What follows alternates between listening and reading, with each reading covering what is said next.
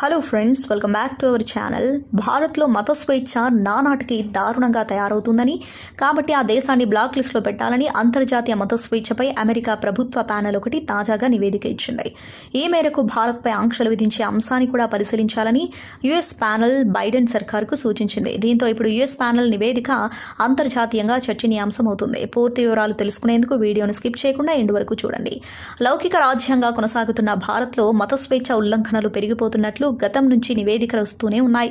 తాజాగా ప్రధానమంత్రి నరేంద్ర మోదీ హయాంలో కేంద్ర ప్రభుత్వం మైనారిటీల పట్ల మరింత అధ్వానంగా వ్యవహరిస్తుందని, మత స్వేచ్ఛపై భారత్ను బ్లాక్ లిస్టులో చేర్చాలని అమెరికా ప్రభుత్వం ప్యానెల్ పిలుపునిచ్చింది.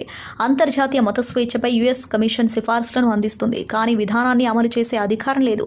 అలాగే అభివృద్ధి చెందుతున్న యుఎస్ భాగస్వామి భారతదేశంపై విదేశాంగ శాఖ తన వైఖరిని అంగీకరించే అవకాశాలు కూడా తక్కువే.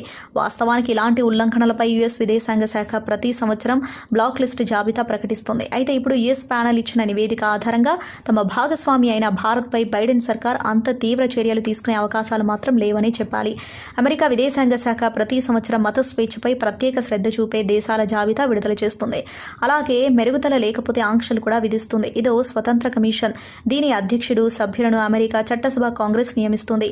ఇది China, Iran, Myanmar, Pakistan, Russia, Saudi అరేబియాలను కలిగి ఉన్న విదేశాంగ శాఖ యొక్క తాజా హోదాలన్నింటికీ మద్దతిచ్చింది. ఇది ఫ్రెండ్స్ ఇవాల్టి వీడియో. భారత్ చర్యపై మీ అభిప్రాయాన్ని కామెంట్ బాక్స్లో కామెంట్ చేయండి. అలాగే ఈ సమాచారం మీకు ఉపయోగపడినట్లయితే వీడియోని లైక్ చేసి మీ ఫ్రెండ్స్ అండ్ ఫ్యామిలీకి షేర్ చేయండి. ఇలాంటి మరిన్ని లేటెస్ట్ అప్డేట్స్ కోసం ఛానల్ని సబ్స్క్రైబ్ చేసుకుని పక్కన ఉన్న బెల్ ఐకాన్ని క్లిక్ చేయండి. ఇలా చేయడం ద్వారా మేము పెట్టే కొత్త వీడియోలను మీరు నోటిఫికేషన్స్ రూపంలో చూడవచ్చు. Thank you for watching.